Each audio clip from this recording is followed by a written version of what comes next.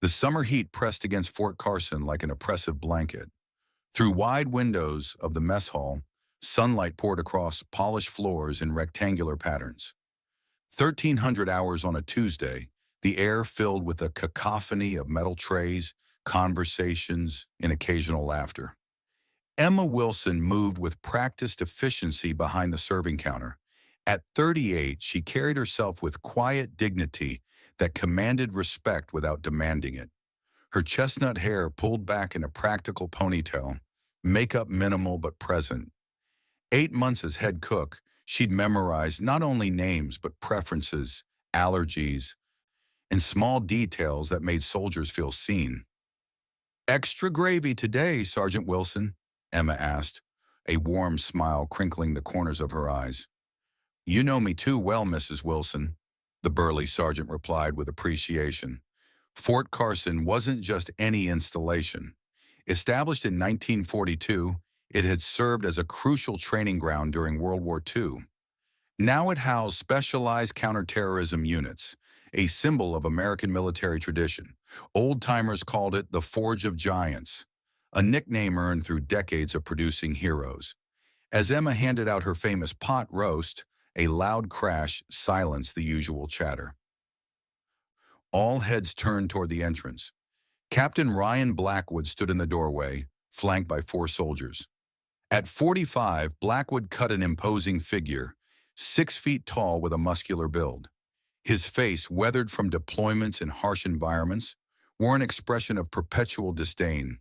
The ribbons on his chest told the story of a decorated ranger with multiple tours in the Middle East. But it was his eyes that revealed the most. Cold, calculating, and right now, slightly glazed from alcohol. "Well, if it isn't the finest dining establishment this side of the Potomac," Blackwood announced, his voice carrying an edge that made several junior officers suddenly find reasons to finish their meals quickly. Behind him stood his squad, Sergeant Mike Evans, the right-hand man with a reputation as a marksman with anger management issues. Corporal Cooper, the demolitions expert whose intelligence was matched only by his cruelty, and Corporals Peterson and Walker, completing what many at Fort Carson privately called Blackwood's thugs. Emma continued serving, maintaining her composure even as tension spread through the room. She'd dealt with Blackwood before. The captain and his squad had transferred to Fort Carson 3 months ago, making their presence known immediately, and not in a good way. "What's on the menu today, sweetheart?" Blackwood approached the counter, deliberately knocking into a young private. "Pot roast with vegetables, sir. Would you like some?" Emma replied evenly, deliberately omitting the term of endearment he'd inappropriately used. Blackwood leaned over the counter, invading her personal space. The smell of whiskey was unmistakable. "Depends. Did you make it with those pretty little hands of yours?" Behind him, his squad snickered. Evans made a point of staring at Emma's figure. In the corner of the mess hall, Lieutenant Colonel James Sullivan, the base security commander, had been enjoying his meal. At 60, the Vietnam-era veteran had seen enough confrontations to recognize the warning signs. He started to rise from his seat, but found himself curiously hesitant to intervene. Something about Emma's demeanor suggested she wasn't as vulnerable as she appeared. "The entire kitchen staff contributed to today's meal, sir," Emma answered professionally. Blackwood's face darkened. "I asked you a simple question, Mrs. Wilson. Don't they teach cooks to respect officers anymore?" "I respect the uniform and what it represents, Captain," Emma said calmly. "Now, about your lunch." "Forget lunch," Blackwood snapped, slamming his hand on the counter. "I'm more interested in why a simple cook thinks she can talk to me like that." The mess hall had grown uncomfortably quiet. Even the clatter of utensils had ceased. Corporal Cooper deliberately knocked over a tray of glasses at the end of the counter. The crash of shattering glass punctuated the tense standoff. "Oops," Cooper said with mock innocence. "Looks like you've got a mess to clean up." Emma glanced at the broken glass, then back at Blackwood. "Emily, please get the broom from the supply closet." "No," Blackwood countermanded. "You do it, Mrs. Wilson. Get down on your hands and knees where a woman belongs and clean up that mess." A murmur of disapproval rippled through the mess hall. Emma stood motionless for several seconds, her eyes locked with Blackwood's in silent defiance. Then, without warning, a glass tumbled from a tray being carried by another kitchen worker.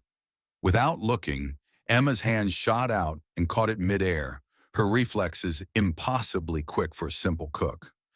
She set the glass down gently, seemingly unaware of the surprised looks from those who had witnessed the feat. It wasn't the first time Emma had displayed unusual abilities.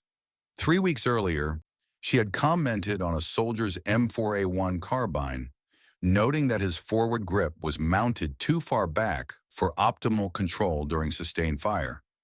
The kind of detailed observation that came from experience, not cookbooks, and she always positioned herself with clear sight lines to the exits, maintaining awareness of everyone who entered or left. Small things, barely noticeable, but to those trained to look for them, they painted a picture very different from the simple cook Emma Wilson presented herself to be. "I believe my staff and I have work to do, Captain," Emma said, her voice firm. Blackwood's eyes narrowed dangerously. "You need to learn some respect." His hand moved toward her. For a moment, the mess hall seemed frozen in time. Then, with a speed that shocked onlookers, Blackwood's hand lashed out. The sharp crack of his palm against Emma's cheek echoed through the silent mess hall. The force of the blow knocked her sideways, causing her to stumble against the counter before regaining her balance. Several soldiers half rose from their seats. Colonel Sullivan was now fully standing, his face a mask of outrage. But no one moved. Not yet. Emma straightened slowly, one hand touching her cheek where an angry red mark was forming. A small trickle of blood appeared at the corner of her mouth where her lip had split against her teeth. But it wasn't her injury that commanded attention. It was her eyes. Gone was the warm, friendly cook who remembered everyone's name and favorite dish. In her place stood someone else entirely, someone with eyes cold as Arctic ice and just as unforgiving. She didn't speak. She didn't cry out. She simply stared at Blackwood with an expression that made several combat veterans in the room instinctively tense, their bodies responding to a danger their conscious minds couldn't yet identify. Blackwood, however, mistook her silence for fear. "That's better," he smirked, turning to his men. "See, boys, sometimes women just need a firm hand to remember their place." Evans laughed nervously, his eyes darting between his captain and Emma. Something about her stillness unnerved him. Blackwood turned back toward Emma with his hand raised again. The mess hall doors swung open. Later, witnesses would struggle to describe exactly what happened next. Some would say the temperature in the room seemed to drop. Others would insist they felt a pressure change, like the air before a thunderstorm. All would agree on one thing: the atmosphere transformed the moment Daniel Wilson walked in. He stood 6'3", his frame filling the doorway with the solid presence of a man comfortable in his own skin. At 48, Daniel Wilson looked exactly like what he claimed to be, a former military man turned private security consultant. His short-cropped hair showed touches of distinguished gray at the temples. He wore simple civilian clothes, a blue button-down shirt, khaki pants, and sensible shoes. Nothing about him immediately screamed dangerous, and yet the room felt completely silent. Daniel's eyes scanned the mess hall with methodical precision, taking in every detail in seconds. The frozen tableau of diners, the tense postures of Blackwood's squad, the red mark on Emma's cheek, the small trickle of blood at the corner of her mouth. His expression remained neutral, but something shifted in his eyes, a coldness that seemed to lower the temperature around him. He moved with unhurried confidence, each step deliberate as he crossed the mess hall floor. No one spoke. No one interfered. They simply watched as Daniel approached the serving counter. "Emma," he said, his voice quiet but carrying in the silence. "Daniel," she replied, the ghost of a smile touching her lips despite her injury. "You're home early." Flight got in sooner than expected, he answered, his eyes never leaving her face as he assessed her injury. Then with gentle precision, he reached into his pocket for a handkerchief and carefully dabbed at the blood on her lip. Only after tending to Emma did Daniel turn his attention to Blackwood. He didn't speak immediately. He simply looked at the captain, his gaze moving from the man's face to his raised hand and back again. "Problem here?" Daniel asked, his tone conversational despite the undercurrent of tension. Blackwood recovered quickly from his surprise, a sneer forming on his face. "This is military business. Civilian, why don't you move along before you get hurt?" Daniel didn't move.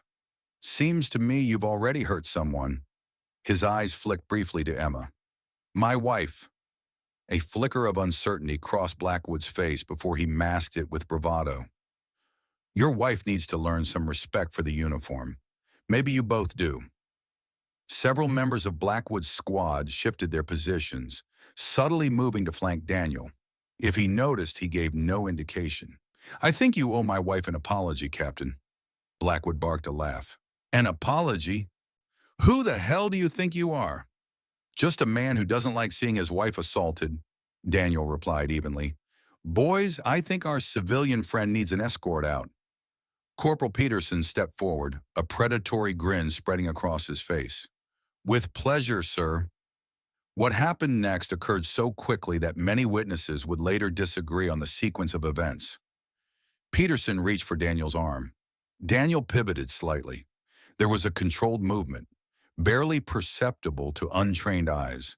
Then Peterson was on his knees, his wrist locked in a joint manipulation that had the hardened special operator wincing in pain. Daniel hadn't raised his voice. He hadn't broken a sweat. He simply stood there, holding Peterson immobilized with what appeared to be minimal effort, his expression still as calm as when he'd entered. "Don't," Daniel advised quietly as Evans reached for his sidearm. "You really don't want to escalate this." The mess hall had become so quiet that the sound of the air conditioning cycling on seemed deafening. Everyone watched, transfixed, as this seemingly ordinary civilian held one of Blackwood's elite squad members immobilized with a technique straight out of advanced close-quarters combat training. "Stand down," Colonel Sullivan commanded, approaching with purpose. The older officer surveyed the scene with experienced eyes before focusing on Daniel. "Release the corporal, please." Daniel complied immediately, stepping back as Peterson scrambled to his feet, face flushed with humiliation. Sullivan turned to Blackwood. "Captain, I believe you and your men have duties elsewhere.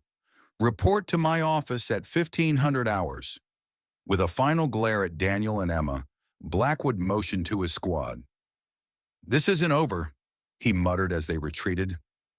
A knowing look passed between Sullivan and Daniel, the kind of silent communication that spoke volumes without words. "Perhaps you and Mrs. Wilson would like to continue this conversation in my office," Sullivan suggested, though his tone made it clear this wasn't merely a suggestion. As they prepared to leave, a grizzled master sergeant, who had been watching from a corner table, stood suddenly. The old veteran's eyes widened in recognition as he stared at Daniel. "Sweet Jesus," the master sergeant breathed. "It can't be." Daniel's eyes met the sergeant's, a silent message passing between them. The older man straightened reflexively, years of military discipline asserting themselves even in retirement. "Good to see you, Master Sergeant Wilkins," Daniel said quietly. As Daniel, Emma, and Colonel Sullivan left the mess hall, conversation exploded behind them. The master sergeant found himself surrounded by curious personnel, all asking variations of the same question. Who exactly was Daniel Wilson? Wilkins shook his head, looking toward the door where Daniel had exited. "Boys, you just saw a ghost, the kind the government claims doesn't exist." In Sullivan's office, the atmosphere shifted from public confrontation to private assessment. The colonel closed the door, engaged the privacy lock, and moved to his desk where he pressed a sequence on his computer keyboard, activating a counter-surveillance protocol. The subtle hum of electronic interference filled the room, ensuring their conversation remained private. "It's been a long time, Phantom," Sullivan said, using a call sign rather than a name or rank. 14 years, 7 months, Daniel replied precisely. Kabul, the embassy operation. Sullivan nodded, memories of that classified mission briefly darkening his expression. "Never thought I'd see you back on base, especially not like this." He gestured to Emma. "And certainly not married to one of my mess hall staff." Emma touched her cheek where the redness from Blackwood's slap was beginning to fade. "Life takes unexpected turns, Colonel." "That it does, Mrs. Wilson. Or should I say—" "Emma is fine, Colonel," she interrupted smoothly. "I prefer to keep things simple." Sullivan studied her with new interest. "Simple, right." He turned back to Daniel. "So, I assume this isn't a coincidence. You showing up right when Blackwood's group is getting comfortable." Daniel's expression gave nothing away. "I was due for a visit. Emma mentioned some concerns." Sullivan pulled a file from his desk drawer, setting it between them. Captain Ryan Blackwood, former Ranger, decorated, connected, and a complete bastard if you ask anyone who served under him. He tapped the file. His record, the official one. The unofficial one would curdle milk. 3 investigations for excessive force, all mysteriously dropped. Multiple complaints from female personnel at previous postings, all buried. "Protected from above," Daniel observed. Sullivan nodded grimly. "Colonel Richard Hayes, West Point graduate, Pentagon connections, rumored to be on the short list for general. He brought Blackwood with him when he transferred here." Emma leaned forward. "It's more than just bullying and harassment, Colonel. There's something else happening here." Sullivan raised an eyebrow. "Go on." "Unusual access patterns to restricted areas. Midnight visits to the armory. Communications outside normal channels." Emma spoke with the precise delivery of someone providing intelligence analysis.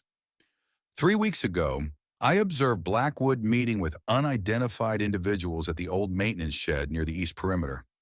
No record of visitors in the log." "And you know this how exactly?"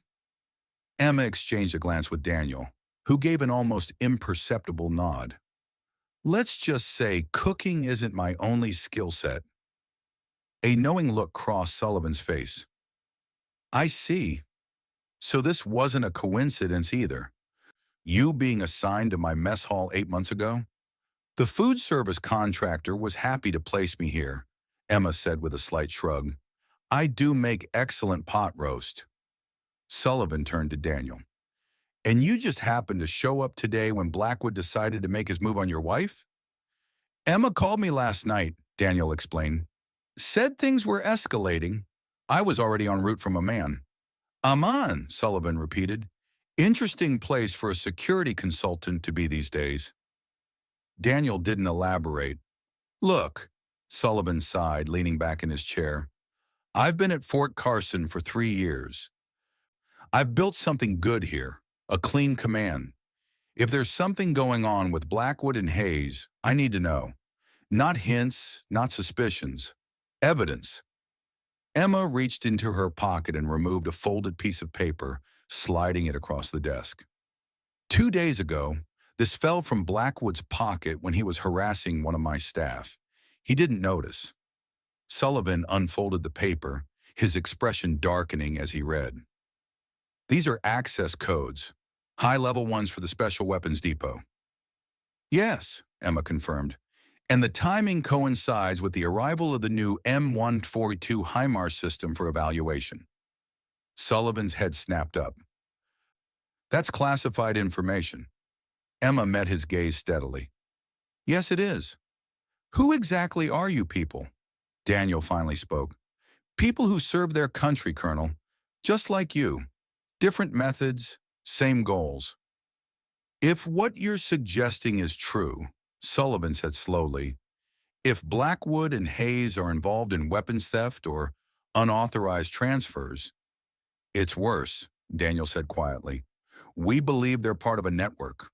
Weapons leaving here aren't going to friendly nations or even black market buyers. They're being channeled to specific groups with specific goals. Terrorist cells, Emma clarified. Domestic and international? Sullivan turned back to them, his face pale. That's a hell of an accusation. Which is why we need evidence, Daniel acknowledged. Hard evidence that will stand up to scrutiny, even with Hayes's connections running interference. We need your help, Colonel, Emma said. Access, information, and most importantly, your silence until we have what we need. Sullivan studied them both, decades of military experience, helping him assess their sincerity and capability. Whatever he saw satisfied him. He nodded once, decisively. What do you need? The night was still young when Emma and Daniel returned to their temporary quarters. Daniel secured the door while Emma checked the windows. They moved with the synchronized efficiency of partners accustomed to working together, sweeping the room for surveillance devices without needing to discuss their methodology. That will complicate things, Emma said, gently touching her cheek where Blackwood had struck her. It was always going to get complicated, Daniel replied, removing a secure satellite phone from a hidden compartment in his luggage. The question is whether we can still complete the mission. We can, Emma said confidently. Blackwood's ego will drive him to make mistakes now. He can't let the humiliation stand. Daniel nodded, dialing a number from memory. After a series of security protocols were exchanged, he spoke briefly. Packages compromised, timeline accelerated, request support assets. He listened briefly before adding, confirmed, Phantom out. As he ended the call, Emma removed her own phone and pulled up a series of photos. Surveillance images of Blackwood meeting with unidentified men at various locations around Fort Carson. Facial recognition identified two of them, she reported. Former Serbian military, known arms dealers with ties to 3 different terrorist organizations. Daniel studied the images. Sullivan was right. Our appearance will force their hand. Good, Emma said firmly. I'm tired of serving pot roast to men who plan to sell weapons to terrorists. A sharp knock at the door interrupted them. Both tensed, Daniel moving silently to a position beside the entrance, while Emma palmed a small pistol from beneath the coffee table. Mrs. Wilson, a young voice called. Private Jenkins, ma'am. Colonel Sullivan asked me to deliver this package to you. Daniel checked through the peephole, then nodded to Emma. She concealed her weapon and opened the door. When the door closed, Emma opened the envelope to find detailed security protocols for the weapons depot and upcoming guard rotations. Sullivan was fully committed to their operation. We have our window, Emma said, scanning the documents. Thursday, 0200 hours. Skeleton crew, no scheduled patrols in the east sector. As night fell over Fort Carson, a figure watched from the shadows. Corporal Cooper observed the Wilson residence with cold calculation, noting when lights were turned off, which rooms they occupied. Inside, Daniel stood at the bedroom window, the lights off, his experienced eyes easily picking out Cooper's position. We have company, he said quietly to Emma, who was reviewing documents at a small desk. She didn't look up. Blackwood's people? Cooper, east side, using the oak tree for cover. Good, Emma said, a hint of satisfaction in her voice. Let them waste time trying to figure out who you are while we gather what we need.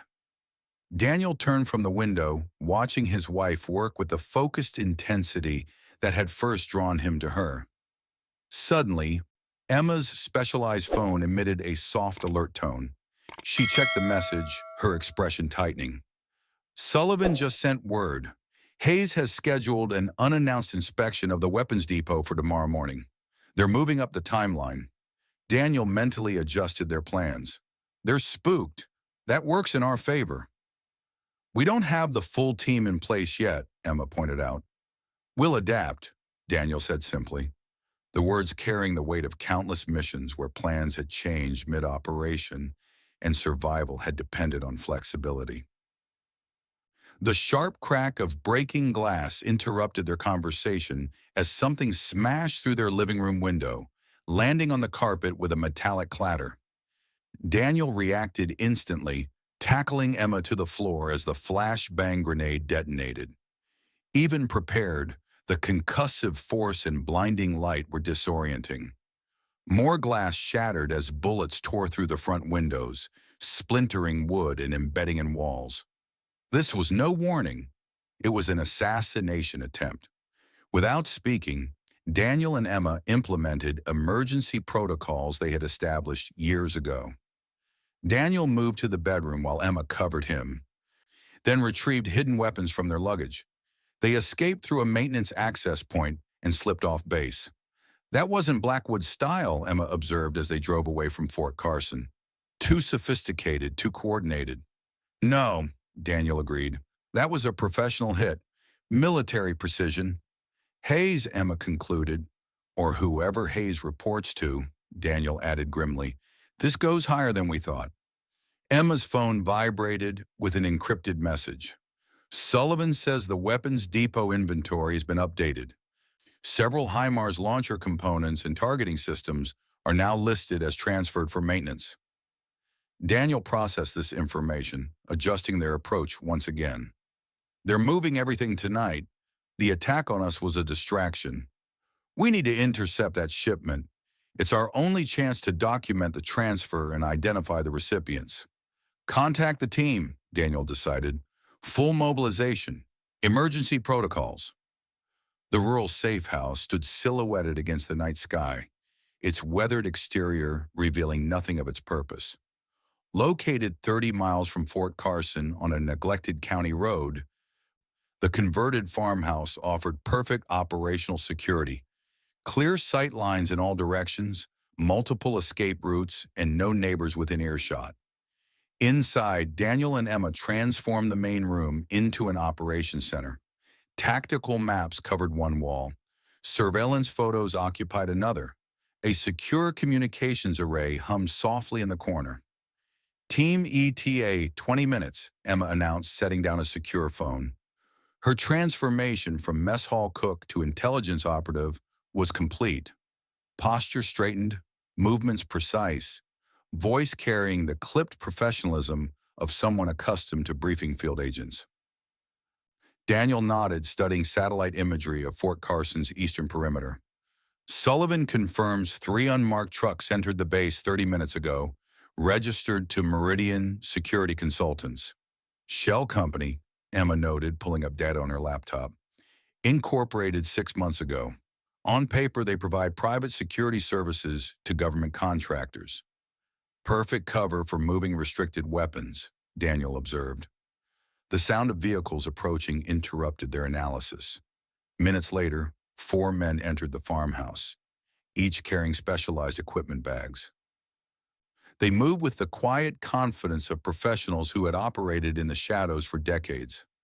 Jack Reynolds came first, former Marine Scout sniper with 27 confirmed kills during operations in Iraq and Afghanistan.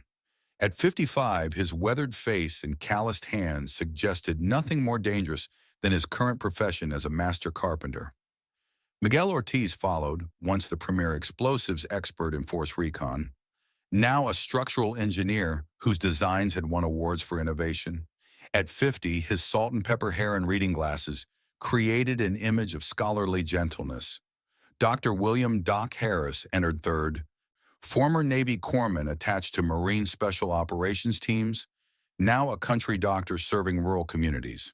His gentle demeanor and healing hands concealed expertise in both saving lives and, when necessary, taking them with surgical precision. Sam Davis completed the group, ex-Marine signals intelligence specialist who had pioneered cyber warfare techniques still classified. Now running a small cybersecurity firm, the 49-year-old's unassuming appearance belied his status as one of the most sophisticated hackers ever employed by the United States government. "Been a while, Phantom," Jack said simply, clasping Daniel's hand firmly. "Too long, Spectre," Daniel replied using Jack's old call sign. Similar greetings followed. Brief, understated acknowledgments between men who had once trusted each other with their lives and were prepared to do so again. Situation? Miguel asked, setting down his equipment bag. Daniel gestured to the operations wall. Weapons smuggling out of Fort Carson, high-value systems, HIMARS components, targeting systems, rocket pods. Emma scanned the information with practiced analytical precision. The airfield in North Carolina, she said suddenly. It doesn't make sense as a distribution point. Daniel glanced at her. Why not? Too exposed. Commercial satellites pass overhead regularly. Customs and Border Protection conducts random aerial surveillance in that sector. Yeah, unless that's not the actual destination, Miguel suggested. Emma nodded slowly. Exactly. It's a diversion. Her fingers moved rapidly across her tablet. Private marina 40 miles east of the airfield, registered to another shell company with the same incorporation pattern as Meridian Security. Water route, Daniel concluded. International waters within 3 hours. Transfer to a larger vessel than anywhere in the world. That changes our interception parameters, Jack observed. If we hit the convoy, we might only get the decoy shipment. Daniel processed this new information. Split the team. Jack, Doc continue to the road interception point to document the convoy contents. Miguel, Sam, Emma, and I will redirect to the marina. Emma continued analyzing intelligence feeds on her tablet. Satellite shows increased activity at the marina. Vehicles arriving, equipment being transferred to the boats. They're accelerating too, Daniel observed. They know something's wrong. Or someone warned them, Miguel suggested darkly. The marina came into view, a small private facility with 6 boat slips, a modest operations building, and a perimeter fence.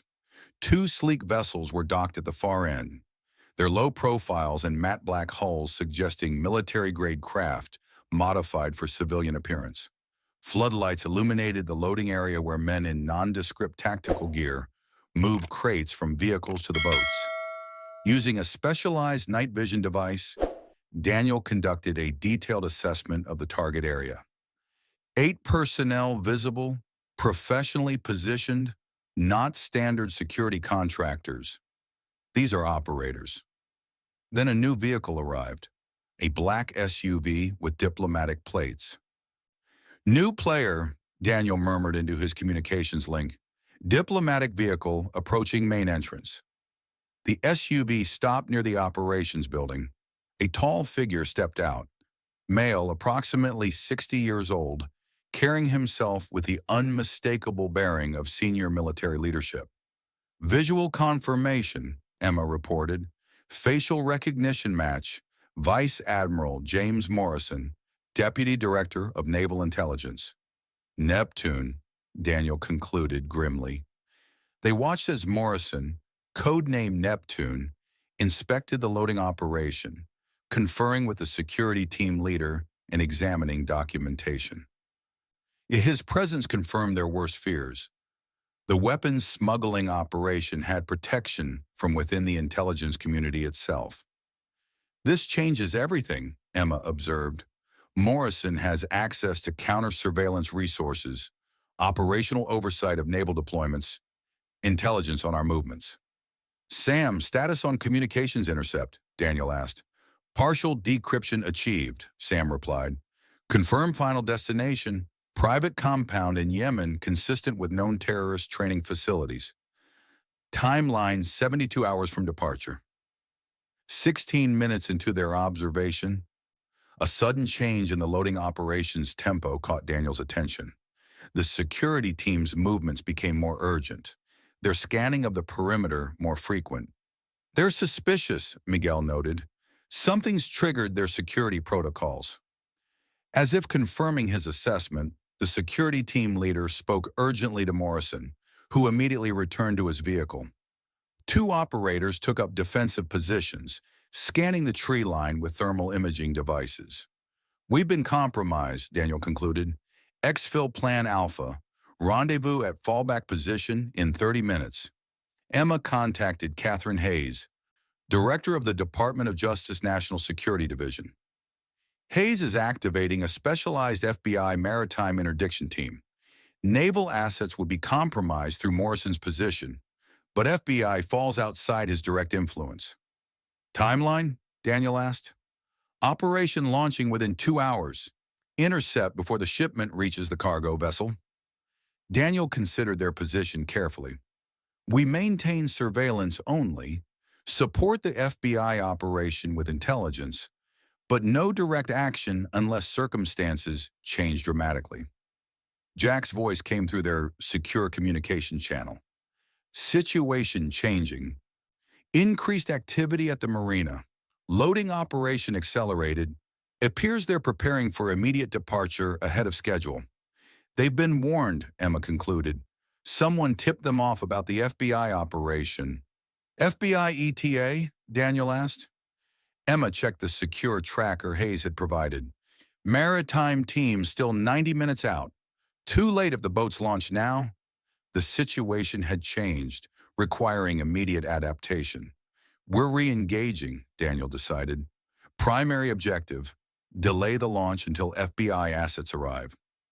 Sam deployed his electronic warfare measures, introducing corrupted waypoint data and GPS signal interference. On the docks, the first signs of their intervention became visible. A crew member on the lead boat gestured urgently to the pilot, pointing at malfunctioning navigation displays. From his overwatch position, Jack provided crucial support, using his precision shooting skills to disable floodlights rather than personnel. The marina plunged into partial darkness, creating confusion among the security team. On the water, the lead boat moved awkwardly away from the dock, its engines straining against an entangling line wrapped around one propeller, the result of Daniel and Miguel's direct intervention. Air asset approaching from southeast, Emma reported. Helicopter configuration. Arrival in approximately 12 minutes. Jack, stand by for helicopter arrival, Daniel ordered. Non-personnel targeting only. Fuel tank if clear shot available. Otherwise, rotors or control surfaces. Seconds later, a single shot rang out from Jack's position. The helicopter entered a controlled but definite spin, its pilot fighting to maintain stability as warning systems activated. With professional skill, the pilot arrested the spin and initiated an emergency landing procedure, touching down in an open area several hundred meters from the marina. Colonel Sullivan's voice came through their secure communication channel. The Fort Carson security commander had arrived at the perimeter with a contingent of military police. We have the marina perimeter secured. FBI assets inbound. ETA 19 minutes. At the marina entrance, Sullivan's arrival created immediate confusion among the security personnel. Confronted with legitimate military police showing proper identification and authorization, their resistance crumbled. Colonel Hayes, observing this development, recognized the comprehensive failure of his operation. Rather than surrender or attempt further resistance, Hayes retrieved documentation from his vehicle, ignited it using a cigarette lighter, and waited until the flames consumed whatever evidence the papers might have contained. Only then did he raise his hands in the universal gesture of surrender. FBI vessels approached by water 19 minutes later. 4 tactical boats surrounded the disabled smuggling vessel that had managed to leave the dock. Additional FBI personnel secured the marina perimeter, establishing formal custody of the weapons components and all involved personnel.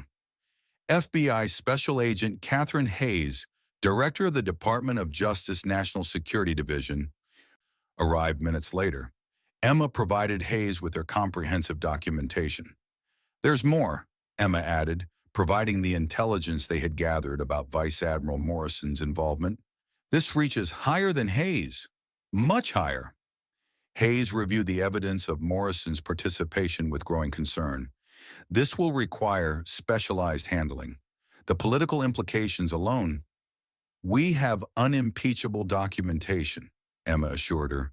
Multiple sources, chain of custody maintained throughout. 1 year later, Emma Wilson stood in the kitchen of a small restaurant in rural Virginia, preparing the day's special with the same attention to detail she had once applied to intelligence analysis. The bell above the door chimed as a customer entered. Emma looked up, a warm smile spreading across her face as she recognized her husband. "Busy day?" Daniel asked, placing a small bouquet of wildflowers on the counter between them. "Steady," Emma replied, accepting the flowers with appreciation for the simple gesture. The pot roast special was popular again. Only when the last customer had departed did the conversation shift to other matters. "Hayes called today," Daniel mentioned casually as he helped clean the kitchen. "Morrison's case is proceeding to closed military tribunal next month." Emma nodded, having expected this development. Closed proceedings, convenient for limiting public exposure. But proceeding nonetheless, Daniel noted. Hayes ensured independent oversight from the Intelligence Committee. No manipulation of evidence or witness testimony. And Blackwood? 15 years with possibility of parole after 10. They finished closing the restaurant in companionable silence. Outside in the pleasant evening air, they walked hand in hand toward their modest home a few blocks away. The distinctive sound of a government vehicle approaching drew their attention. A black SUV with official markings stopped at the curb, and a familiar figure emerged. Colonel Sullivan, now wearing the star of a brigadier general on his uniform. "Evening, Phantom." Sullivan greeted Daniel with the old call sign and a respectful nod. "Mrs. Wilson."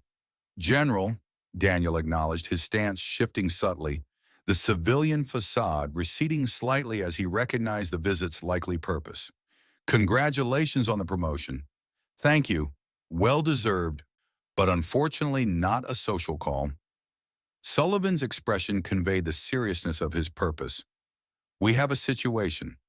Similar pattern to last year, but broader implications. Intelligence community is compromised at senior levels. Official channels insufficient for proper investigation." Daniel and Emma exchanged glances, the wordless communication of partners who understood each other completely. "The team?" Daniel asked simply. "Ready when you are," Sullivan confirmed. "Transport standing by." Emma returned to the porch long enough to retrieve a small go bag, always kept prepared. Old habits maintained despite their civilian life. Daniel did the same. "We'll be back," Daniel assured her, reading her thoughts as he often did. "I know," Emma replied with quiet confidence. "Some things are worth protecting." They entered the vehicle, and Sullivan provided initial briefing materials as they departed. Another mission, another threat to the nation they had served faithfully throughout their lives. For Daniel and Emma Wilson, the cycle continued. Periods of ordinary life punctuated by extraordinary service when called upon. Behind them, their small restaurant and modest home stood as testimony to the life they had built. A life made possible by the sacrifices of countless quiet professionals who served their country from the shadows, asking nothing in return but the opportunity to live in the peace they helped secure for others. 3 months after Sullivan's late-night visit, a series of closed military tribunals concluded with stunning results. Not just Morrison, but 4 additional flag officers and 2 senior Pentagon officials faced justice for their roles in what the classified records called Operation Neptune. While the public would never know the full extent of the conspiracy or how close America had come to seeing its own weapons turned against it, the ripple effects transformed military security protocols nationwide. Congressional hearings, though carefully sanitized of classified details, led to sweeping reforms in weapons transport and security clearance procedures. Fort Carson's command structure was completely overhauled, with officers personally vetted by the Joint Chiefs. At Fort Carson, now under new command, the mess hall was renamed Wilson's in an unofficial tribute that puzzled most visitors, but brought knowing smiles to the veterans who had witnessed that fateful day when a simple cook stood her ground against a bully and her husband walked in. The small restaurant in rural Virginia continued to thrive, Though customers occasionally noticed it closed for days or weeks at a time, the owners always returned with the same explanation. Family matters. Some locals whispered about the couple's mysterious comings and goings, the occasional government vehicles that appeared in the night, the way both seemed to carry themselves with a quiet vigilance that belied their ordinary appearance.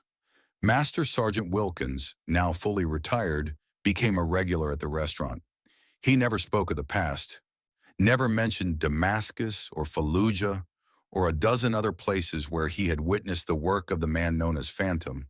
He simply enjoyed the best pot roast in Virginia and the quiet company of two people who understood what service truly meant. What few knew, what the official records would never show, was that the team had never truly disbanded. They operated now in a gray space between retirement and service, called upon when threats emerged that official channels couldn't address. 5 ordinary citizens scattered across the country, living quiet lives until the call came. For Daniel and Emma Wilson, the balance between ordinary and extraordinary defined their unique partnership, comfortable domesticity punctuated by moments of intense purpose. Their oath, as Daniel had said, never expired. And so they continued, cooking meals, tending gardens, building a life together until the next call.